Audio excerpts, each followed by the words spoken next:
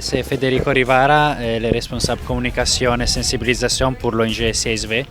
dans le cadre du projet Migra. On a organisé les 2 journées dans le cadre du projet Migra, financé par l'Agence italienne pour la coopération au développement en partenariat avec Elvia, les ONG Elvia et COSPE. Et on a travaillé avec plusieurs parties prenantes de Yarach, comme l'association des jeunes Black King Entertainment, mais également les autorités de la zone et également l'ONG espagnole Open Arms qui a contribué à travers la projection du film Origine qui a été projeté hier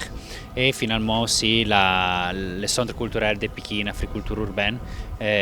qui est en train un peu de conduire les travaux de graffiti avec les jeunes de la zone. Je pense que les 2 journées nous ont permis un peu à la communauté d'échanger un peu sur les thématiques du projet Migra, la migration irrégulière, mais les possibilités aussi de réussite au Sénégal, les possibilités entrepreneuriales qu'il y en a. Et en même temps, on peut favoriser un peu l'échange entre tous les sujets qui effectivement ont participé. Et finalement, on pense que les centres socioculturels d'Ambelair, disons tout ce qui est un peu les cultures urbaines de la ville de Dakar, de la région de Dakar, sont vraiment des moyens, des structures qui peuvent vraiment permettre aux jeunes de véhiculer des messages pour eux-mêmes, mais à travers eux-mêmes, afin de sensibiliser un peu toute la communauté qui quand même était très engagée dans les 2 journées. On a réalisé tout un parcours en partenariat avec plusieurs structures de la région de Dakar et on s'est rendu compte qu'il y a pas mal d'acteurs culturels qui sont très forts et très engagés d'une façon sociale pour véhiculer les messages et on retient que les rap, les graffitis, les slams et le photojournalisme sont des moyens très forts pour engager d'un côté les jeunes directement mais aussi en même temps les attendre avec des messages sensibilisés. Les jeunes n'ont pas trop de références auxquelles s'inspirer et dans ce sens que le slogan Tokteki a été un peu choisi par tout un réseau qui a été construit dans le cadre du projet. Et Tokteki ont resté réussir parce que effectivement il y a plusieurs possibilités d'accompagnement ici et de réussite des zones de vie ici, même si évidemment les droits à réussir ailleurs doit toujours être possible, les droits à la migration, les droits à la mobilité, mais quand même on essaie de suggérer de les faire de façon plus consciente à travers des canaux légaux. Et du coup la Tokteki parce que c'est un peu le slogan qui résume un peu toute l'idée du projet et l'essaie de réussir. Et cette activité s'insère dans un cadre d'un programme plus ample, plus grand. Plusieurs activités de sensibilisation sont prévues ici, comme à Ziguinchor, comme à Kédougou et aussi en Guinée-Conakry, en Guinée-Bissau, où les projets interviennent. Tous les programmes de communication ont été conçus de façon participative avec les acteurs du réseau qu'on a mis en place. Et aujourd'hui, dans les 2 journées, on a travaillé avec un comité, disons, un peu de Yarach, avec Black King Entertainment en particulier, pour bien dérouler les actions. D'un côté, c'est essayer un peu de renforcer peut-être les associations de jeunes dans le déroulement de leur activité, leur donner la parole pour s'exprimer aussi avec les autorités, avec nous, pour et en même temps atteindre la communauté, leurs proches, en montrant un peu certains exemples de réussite qu'on a engagés pendant les 2 journées, que ce soit des migrants de retour ou des entrepreneurs.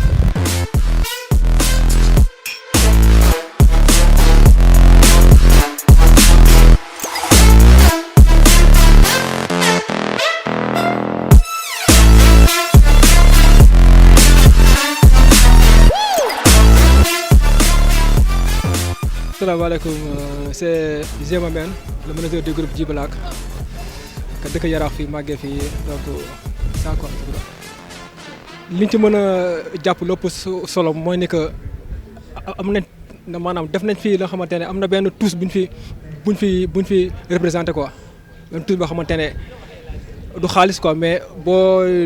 doxee di nga gis carrément am na lu ñu fi def mën nañ jàpp ne am na benn tous bu ñu bëgg a changé ci mentalité yi. mooy ni que daje nañ mais maanaam li ñuy wax rek bu xel yëpp dajawee rek dañu mën a ñëw sotti loo xamante ne ni dina am njëriñ quoi. parce que ñun ñëpp xam nañ li fi clandestin yi def li fi l'immigration clandestin bi def métti na trop mais lii donc la ñu mënoon def nga xamante ne day toucher te day rester nga xamante ne dina mën a jàppale jeunes yi fi nekk ne ñu xam ne c'est pas forcément ni que dañoo war a dem rek pour mën a tekki wala jëriñ dara quoi. dina am jeexantal boo xamante ne lu bénéfique la. parce que jeexantal bi gën a baax ci nit mooy jeexantal boo xamante ne day des ci xel ubbi la yoon boo gisee liñ fi def nii rek déjà automatiquement boo ko liiree rek tukki taxul tekki rek wax na la ne yow da nga war a toog déjà boo toogee rek moom du la toog maanaam du la toogloo rek bàyyi la noonu mais da lay toogloo ba pare ubbi la sa xel jox la ay jumtuwaay yoo xamante ne soo toogee moom ngay liggéeyee. kon maanaam mën nañ ne li mu gën a def lu rentable mooy maanaam day conscientiser psychologiquement nga mën a toog xam ne mën nga fee rester bëgg def li nga bëgg a def yëpp fii mu jëriñ la maanaam du parce que boo waxee toog il faut nga toogaale mais toogaale bi ëpp sens mooy xel boo toog toogaale ak sa xel maanaam toogaale boo ko zéro maanaam le plus important mooy ni que ubbil na la sa xel. te di nga mën a toog boo toogee di nga mën am loo def loo xamante ne mën na laa jëriñ quoi. loolu tamit mooy wanewaat loo xamante ne dañ ko yàgg doxee ñun le groupe Djiblack mooy li ñu yàgg doxee la mooy rêve la woon bu ñu daan dem ay Wakaam ay Pikine di fekk rencontre yu mel nii dañoo rêvé ay fondation jóge wala ay coopération jóge yeneen dëkk ñëw yaraax fii kon tey bu ñu demee ba rêve boobu noonu réalisé wu ñëw fii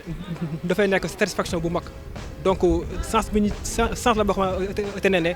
dañ ko war a saisir bokkoo ko suñuy rak ak suñuy mag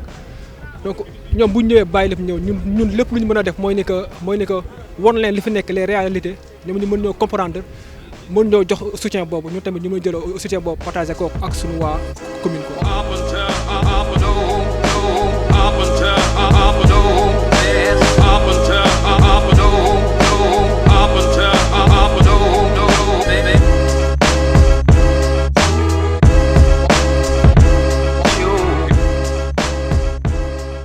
On a vu que aujourd'hui ci communes yi localités yi boo ci dem rek di nga fekk foofu ay jeunes maanaam ay ndaw yoo xamante ne ni dañuy engagé wu ci ay questions de sensibilisation soit mu nekk ci wàllum migration wala ci wàllum beneen thème boo xamante ne ni xam nañ ne day impacter seeni communauté donc loolu moom moo tax tey jii avec Djiblack ñi nga xam ne bon on les connaissait déjà et les jeunes de Hann Bel-Air c'est des gens avec qui on a eu à travailler pas mal de fois mais cette fois-ci pour dans le cadre de ce projet Migra là c'est pour faire une sensibilisation sur les migrations clandestines donc loolu moom moo taxoon ma ñëwoon fi démb def benn atelier avec des jeunes de la localité et en plus de ça aujourd'hui ñu ngi def benn mur boo xamante ne ni avec mes autres amis artistes King Mo Thiat ak Cro-Magnon de RBS Crew dañoo ñëw jàppale si ma pour faire un mur boo xamante ne ni c'est un mur qui va parler donc mur bi tamit ñun tëbuñu rek dessiner tëbuñu rek bind ne lii la ñuy def mais avec ak implication wu jeunes yi nga xamante ne doon nañ leen defal formation bi démb ñoom ñoo génnee li nga xamante ne ni en gros loolu la ñu bëgg mu nekk ci mur bi c'est-à-dire que c'est une sorte d'appropriation boo xamante ne ni ñoom ils vont s'y voir suba dinañ ne mur bi lii moo ci nekk lii lañ ci def ku ci nekk xam na ne idée mu ngi ci mur bi mu ngi wax tukki taxul tekki et pas seulement phrase bi dans le sens du terme que tukki taxul tekki mais ça veut dire plus ça va dans un sens plus large parce que bon boo xoolee la plupart du temps ku ci nekk dafa am ni nga xamante ne ni yow noonu nga jàppee tekki te la plupart de nos jeunes dañoo jàpp ni que tekki moom mooy tukki Eldorado jaaree ko nag ci yoon bu mu munti doon dafa leen di koy jaral ñu bàyyi fii li ñu fi am ñu dem yaakaar ne foofu moom mooy Eldorado bi foofu la ñu mën a tekkiwee lan mooy tekki exactement donc c'est ça la question qu'on doit se poser lan mooy tekki lan moom mooy sensu tekki dans la tête des gens pourquoi est-ce que dañoo bëgg a tënk tekki ci am kër am oto dawal nii ne est-ce que amul leneen loo xamante ne ni loolu la moo tekki di firi donc benn réflexion la tamit boo xamante ne ni dañ koy lancer waale pour que nit ñi tamit di ci xalaat en fait graffiti dafa nekk une galerie à ciel ouvert c'est-à-dire que t'as pas besoin que ngay dugg wala ngay connecté wu wala quoi que ce soit pour gis ko c'est-à-dire que graphe bi ñuy def ci mbedd bi ñi ciy romb ni ñëpp nañ am une approche par rapport à la chose importance su art visuel moom mooy que surtout boo xoolee graffiti au Sénégal dafa am benn volet très social boo xamante ne ni lépp loo xamante ne ni ñu ngi koy def dañ ci sóoraale d'abord la société dañ ciy sóoraale les populations ñi nga xamante ne ni bu ñuy romb mur yi ñooy xool mur yi ñooñu la ñuy waxal donc on essaie de faire en sorte que ñooñu di décortiquer les messages di xam lan la ñuy wax et qu'ils comprennent que on ne parle pas à des gens qui ne connaissent rien donc on fait en sorte de joxe ay message yoo xamante ne ni ñoom buñ ko gisee dinañu am temps de réflexion toog xool dans premier coup dinañ ne ni ah kii de ci lii lay wax loolu boo demee di nga toog xalaat lan moom moo tax ñi jël seen temps def lii ak lii ak lii donc c'est pas mal de choses yoo xamante ne mu ngi ci biir d'où l'importance de l'art visuel. Hann TV télé askan bi. Hann TV télé askan bi.